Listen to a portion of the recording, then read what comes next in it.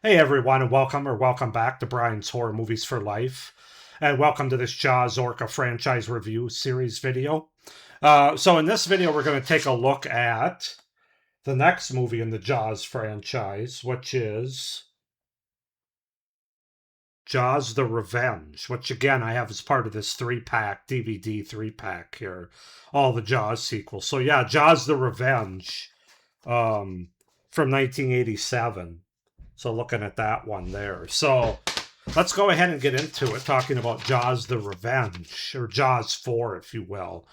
So Jaws: The Revenge is a 1987 American thriller film produced and directed by Joseph Sargent, the fourth and final film in the Jaws franchise.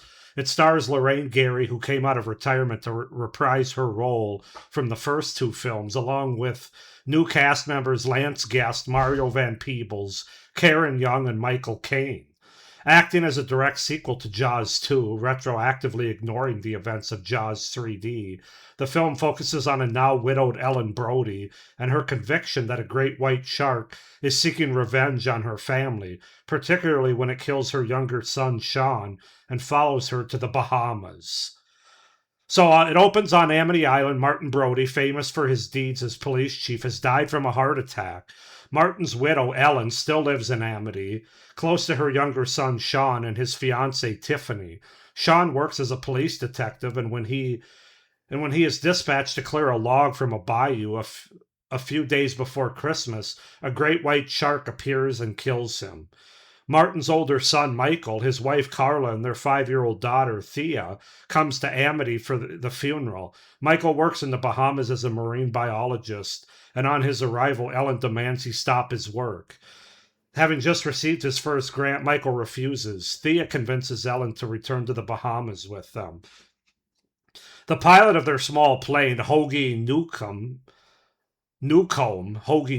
takes an interest in Ellen. Ellen begins spending time with him. Michael introduces his mother to his colleague Jake McKay and his wife Louisa, and they spend Christmas and New Year's together. A few days later, Michael, Jake, and their crew encounter the shark, which followed the family from Amity. Jake is eager to research it because great white sharks have never been seen in the Bahamas due to the warm weather. Or the warm water. Michael asks him not to mention the shark to his family. Ellen has nightmares of being attacked by the shark. She is able to sense when the shark is about to attack. So that's the setup, the premise, the beginning of Jaws: The Revenge. As far as the cast goes, we have Lorraine Gary as Ellen Brody, Lance Guest as Mike Brody, Mario Van Peebles as Jake, Michael Caine as Hoagie, Karen Young as Carla Brody, and Judith Barcy as Thea Brody. So yeah, that's the setup, the premise, and the cast for the 1987 Jaws sequel, Jaws: The Revenge. Sorry about the lighting there. Um, so obviously I've seen this movie before, and I went into it this time trying to see if I could find something that I could really like, something that I could sort of hitch my wagon to in this movie, and there's just nothing, man. This is by far the worst Jaws movie in my opinion. And I think it's also one of the worst shark movies, and that's saying something because there's a lot of bad shark movies over the last 30 or 40 years. But yeah, I had a hard time coming up with many pros for this movie. I did come up with a couple. Um,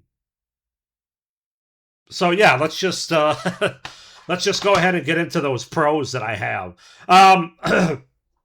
I will say the movie does have some good underwater photography and some well-filmed shark attack kill scenes, aka the banana boat scene. If you know, you know. But there's a scene where Thea, the daughter of Mike and Carla, she goes on a ride with her.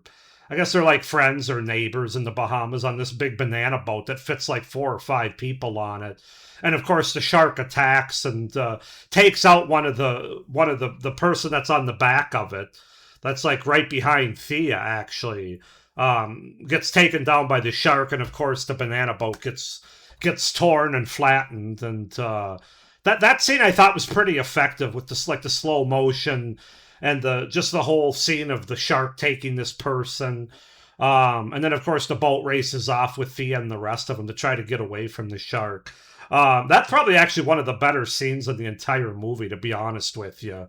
Um, so I want to give credit for that. That's a pro. And then my other pro for the movie is I think Lance Guest and Michael Caine are pretty good in the movie. They're pretty decent, I would say. In a movie that there's not a lot of other decent characters are acting within the movie. I think that Lance Guest, who, of course, is best known as from being in Halloween 2, the original Halloween 2, as Jimmy. Or no, is it Jimmy?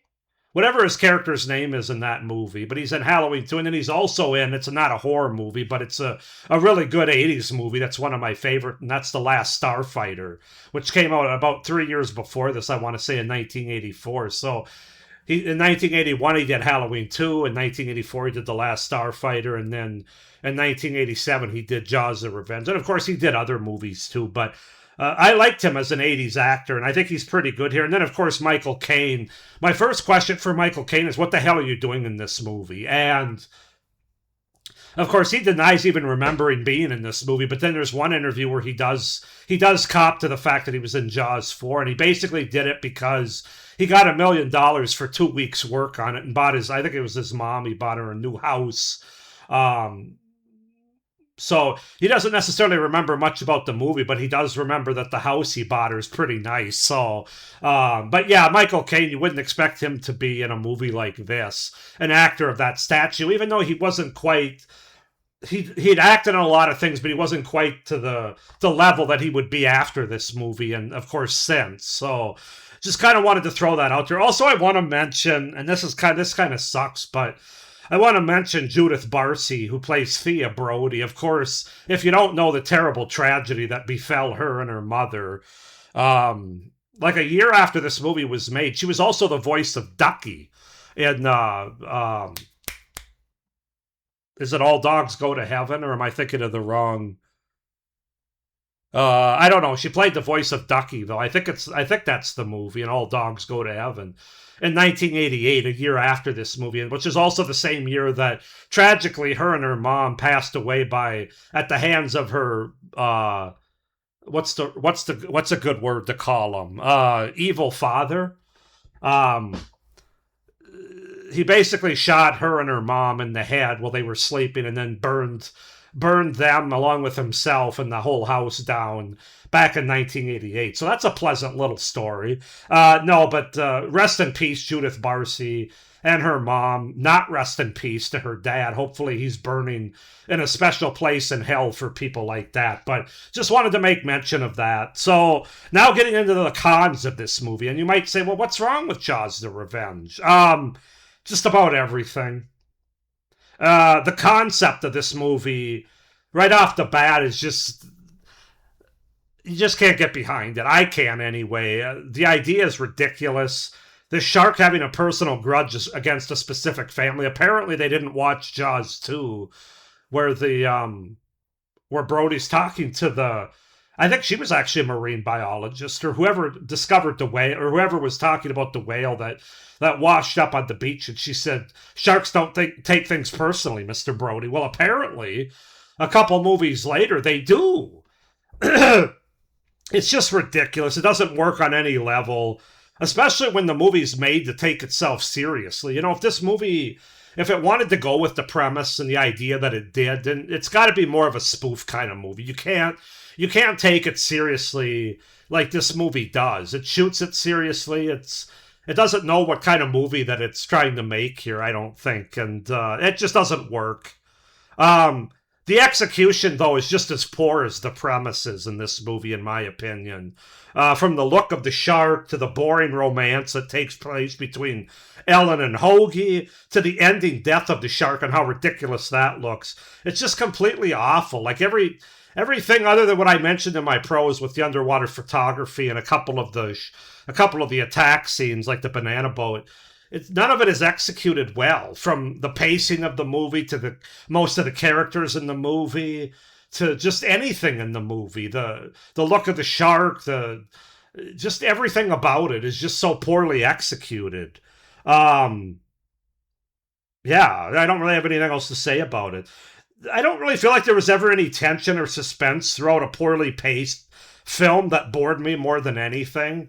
Um, even Jaws 3, I felt like there were a couple of moments, especially the third act of that movie.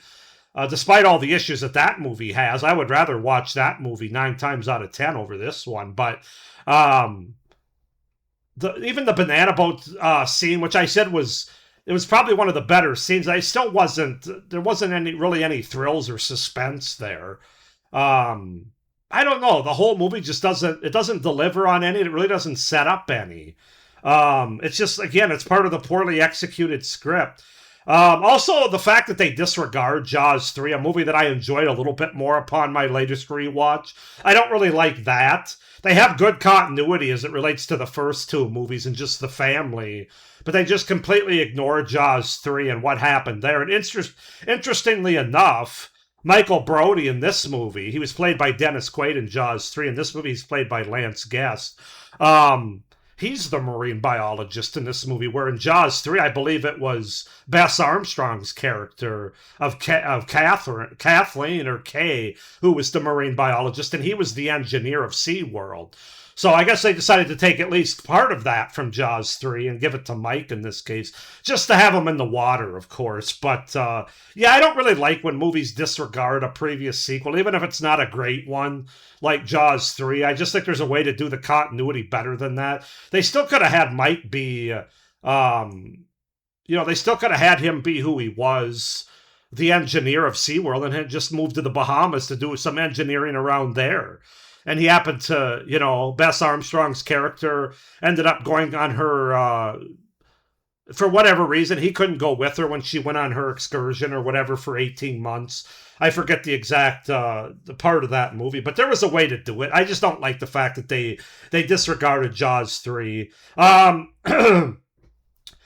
I think the shark looks the worst of any of the sharks in the franchise by far, even though it's a 40-foot shark. We start in the original Jaws, it's a 25-foot shark, then it's a 30-foot shark, then it's a 35-foot shark in Jaws 3, and now it's like a 40-foot shark that looks more like a sea monster. But it looks the worst of any of them, even the one in Jaws 3 that I complained about. The overall effects are just bad, and they can't even blame it on trying to make a 3D movie with this one, like they could with Jaws 3. It just doesn't hold up. Anytime you see the most of the shark of any of the movies, I would say, they don't try to hide it. But by seeing it, that you also see a lot of the wires and bad effects and everything mechanical about the shark, which the first three movies managed to avoid enough, especially the first two. Excuse me, I'm talking too much.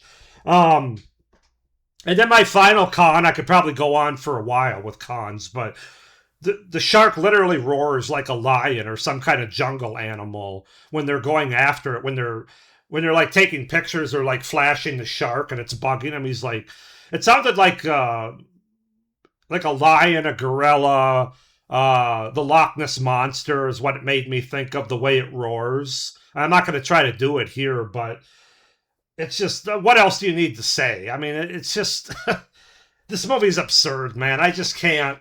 I know it has its fans, as few as they are out there, and that's fine. I mean, I know there's people that like shark movies for being so bad they're good, and perhaps this one falls into that category for some people out there, but not for me. I'm going to give Jaws the Revenge a 3 out of 10.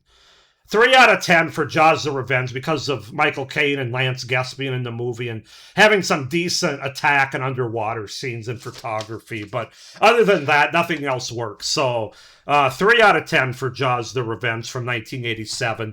Go ahead and comment down below if you are one of those that actually likes this movie. Please give me a reason why. Please like this video, hit the little notification bell, and subscribe to my channel if you haven't already. It would really help me out for the future content and my channel going forward. But with all that being said, I hope you're enjoying this Jaws Orca Franchise Review Series. We still got one more movie to take a look at, and that, of course, is Orca the Killer Whale, which I have on Scream Factory. That'll be coming out in a few days, and then I'm going to rank these all and give my overall thoughts about shark/orca movies and the whole franchise. So thank you for watching. Hope you're enjoying. And as always, stay scared. Bye.